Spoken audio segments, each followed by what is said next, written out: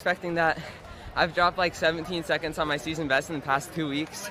So after last weekend, I didn't think I could run low fives again.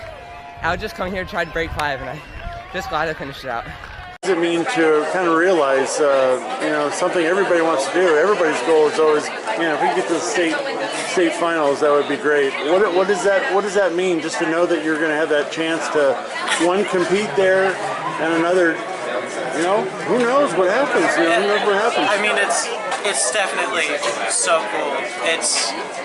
I never thought I'd get to this point. When I started a couple of years ago, I was like, 3 miles, I'm never gonna run that. And now I'm getting to states, and it's kind of surreal looking back on it, and it's just so cool. And I'm kind of just very proud of myself for being able to work through it every day and get to this point. Hello, ladies and gentlemen. I'm hoping you're all having a wonderful, good day today. If you guys don't know if my volume is horribly and trashed, then let me know so that way I can adjust it accordingly. I am trying to be looking towards getting a new mic at the very least, and then maybe I'll probably look forward to a new actual recording device for my beautiful face. So, without further ado, you guys probably noticed that that is the what we call a trans athlete here that competed back in the California tracks where he beat a girl in the race. Well, it seems that the parents are having enough, because what we're seeing here is that transgender high school athletes no-show state track championship following backlash. So it seems that what we're having here is that a bit of a backlash that they're getting from parents. 2 transgender female high school athletes were no-shows for the race at the California State Preliminary Track and Field Championship on Friday, a week after they clinched a spot in the elite race. Athena Ryan from Sonoma Academy and Lori Barrett of Sherman Oaks Buckley opted not to participate in the scheduled girls' 600-meter run at Bunchen High in Clovis, California, according to Los Angeles Times. The CIF is disappointed for 2 of our student athletes and their families because, due to the actions of others, they found it necessary to withdraw from the state track and field championships out of concern for the students' well-being. The California Interscholastic Federation, the California body for high school sports in California, wrote in a statement to the outlet. The CIF expressed the organization strongly denounces discriminatory or harassing behaviors the student athletes have been subjected to, and are disappointed the runners have chosen not to compete.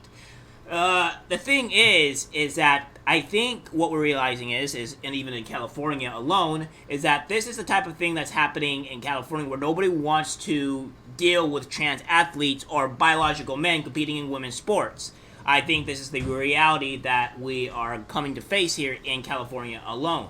And the more time that you'll see this and you start realizing that nobody likes this, even the people in California, which is even a more surprising factor, I think the more time that you'll see that these people are not going to be liked. Well, I predicted this before that this was going to happen, and it's just going to get worse. Last week, Ryan and Barrett qualified to compete for a chance of winning states after placing in the top three of the girls' 1600-meter races at their respective sectional meets. Ryan, a junior, finished in second place as protests formed, calling her participation in the competition unfair to the other girls. She also came under fire after a runner who placed fourth was seen on video waving to the crowd before appearing to give a thumbs down. Barrett, who won third at the Southern Section Masters when even event last Saturday, was also subjected to similar pressure from the crowd, with a spectator allegedly yelling to trip her repeatedly while she ran his 1600-meter race, which can be heard on the video. Which is, again, you're going to be seeing a lot more of these people being protested and what have you in that regard. The Post reached out to Sonoma Academy and Sherman Oaks Buckley. That was asked 5 local coaches of runners who were to compete in the Friday 1600-meter heat were asked how they felt about transgender females being eligible. 3 coaches said they would support any athlete who shows up to compete, regardless of how they identify. The 2 other coaches shared that they believe transgender girls should not run in their own separate races, the outlet reported. So yeah, this is a constant thing that's going to be happening. I hope the parents and people can fight up against this travesty because it's insanity. And we have this fairly recently. It says, no-show trans runners shouldn't have been allowed to compete anyway, female athlete says.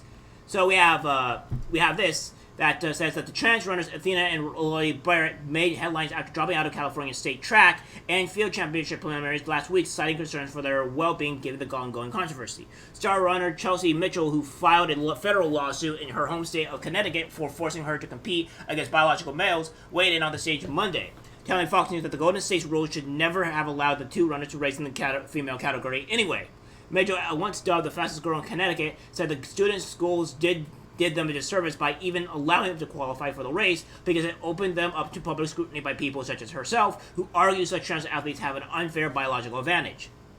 At the end of the day, it is unfair for these biological males to entering the female category, and that's why our institutions need to step up and put policies in place that protect the female category, Mitchell said.